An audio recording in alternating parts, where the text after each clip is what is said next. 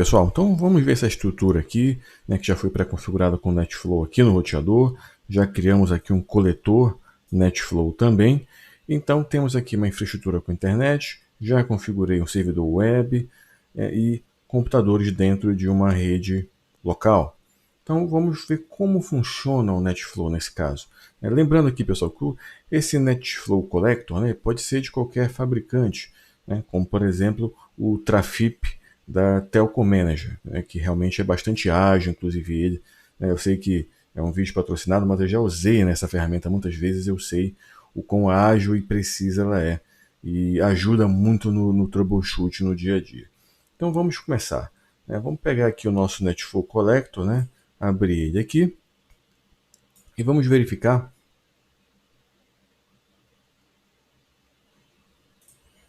se o NetFlow Collector está habilitado. Beleza, está habilitado aqui, né? Então ele está apto a receber informações, apto a receber os fluxos de dados. Tudo bem? Então vamos gerar um fluxo de dados para ele aqui, pessoal. Vamos dar um ping, né? Fazer um ping daqui desse cara ou desse cara aqui até um respectivo destino, né? Pode ser, por exemplo, para a porta do roteador, né? Que é o 10.0.0.1, que é uma porta que está sendo monitorada. Vamos lá.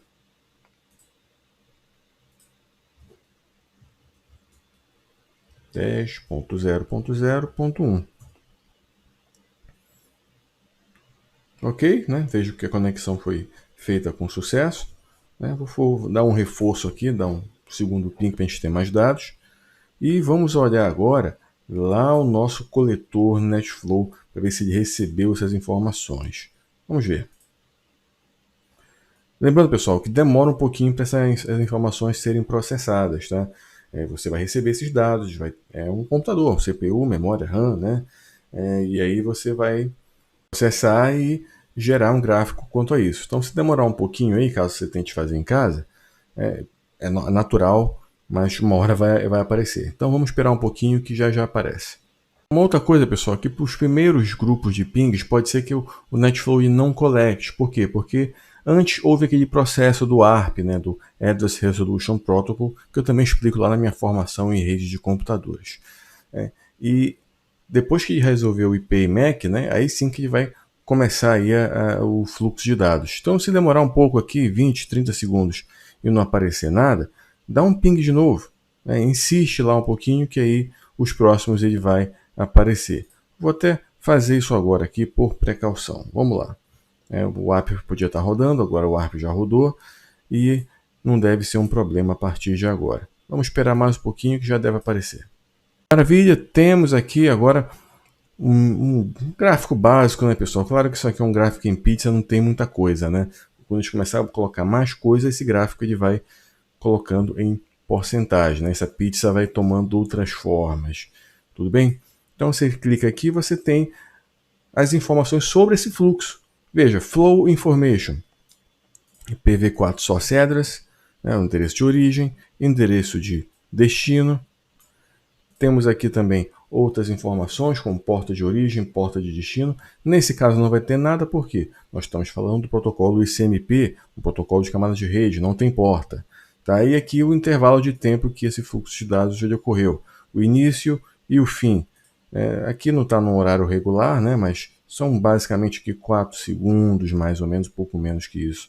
Tá? Pacotes aqui foram 4 e a interface que recebeu foi a gigabit 0/0.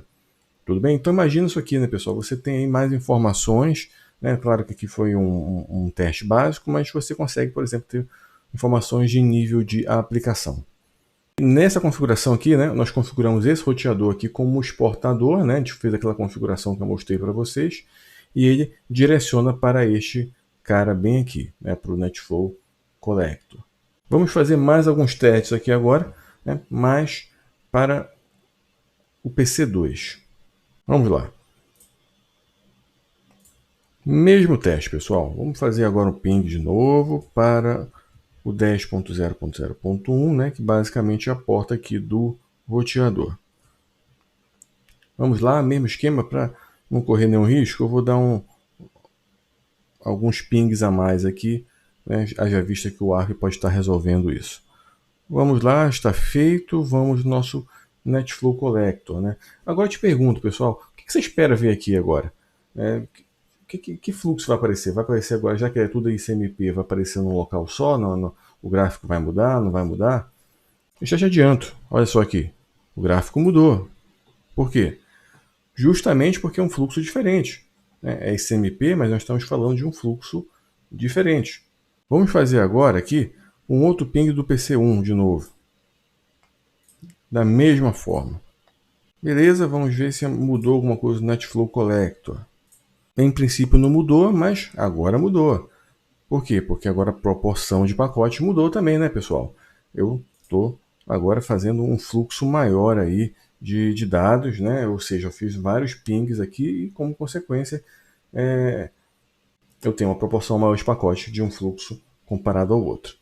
Tudo bem? Vamos fazer agora um outro teste, mas para o servidor web que a gente configurou aqui, esse example.com. Ou seja, vamos fazer acessar, né, esse local aí desta forma. Vamos lá. E pessoal, até pela lógica, né, o que vocês esperam ver agora? Bem, eu vou ter um fluxo para cá, né, através de um web browser. E naturalmente é porta 80, HTTP, né? Então a gente deve ver algumas coisas a mais, como por exemplo o próprio protocolo HTTP, o protocolo TCP também ali no meio. Vamos ver. Example.com.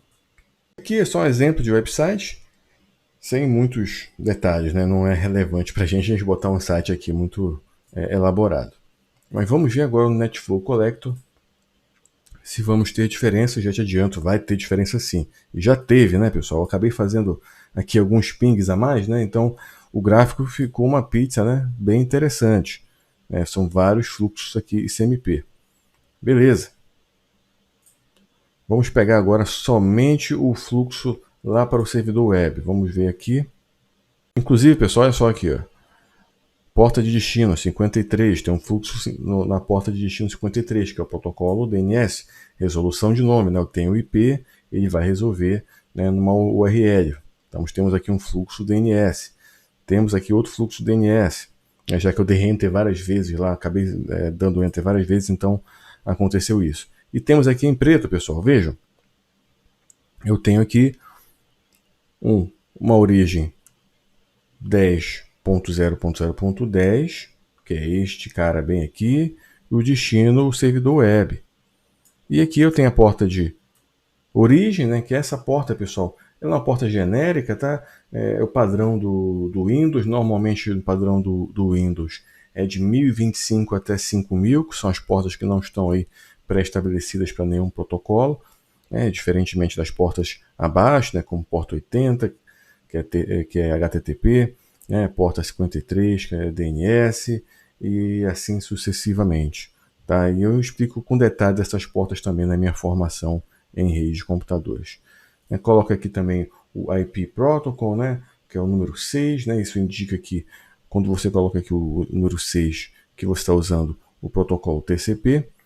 Né, e temos os flags aqui, inclusive, né, o 0x02, que eu não vou entrar em detalhes aqui agora, mas isso aqui indica, pessoal, que você vai ter aí algum flag, como por exemplo SYN ou SYNAC ou ACK, né? Que aí faz parte do Three-Way Handshake, que eu explico isso em outros vídeos meus aqui no canal. Maravilha, e mostra também aqui, ó, a interface que saiu e a interface que entrou. Agora pensa comigo. Se eu sei a interface que saiu e que entrou, né, e pode ser que de repente esse tráfego aqui, esse fluxo para esse site, ele está excessivo. Eu consigo identificar no NetFlow que esse fluxo está sendo o responsável por gerar, de repente, uma indisponibilidade na rede, ou então por saturar o link de internet. E aí você, administrador de rede, consegue, de repente, limitar aqui, fazer um QoS, ou então até mesmo, no caso extremo, bloquear aquele site para que você não acesse. Hipoteticamente, né, posso estar falando até um exagero aqui dentro de pequenas, médias e grandes corporações. Mas vai comprar um ingresso aqui, né, meia-noite nesse site, aí tem um monte de gente na empresa que quer comprar o ingresso aqui. Aí meia-noite todo mundo entra e acaba saturando o link. Hipoteticamente, ou então está todo mundo fazendo o download das atualizações do Windows, né, o Windows Update. Se fizer ao mesmo tempo, se não tiver uma política aí de download único, né, todo mundo baixa aqui, satura o link e, como consequência, você satura de maneira desnecessária. Então, com o NetFlow você consegue ter esta análise mais aprofundada. Tudo bem, gente? Então, essa é a visão do NetFlow. Espero que tenha sido útil para vocês. Um grande abraço e eu te vejo no meu próximo vídeo.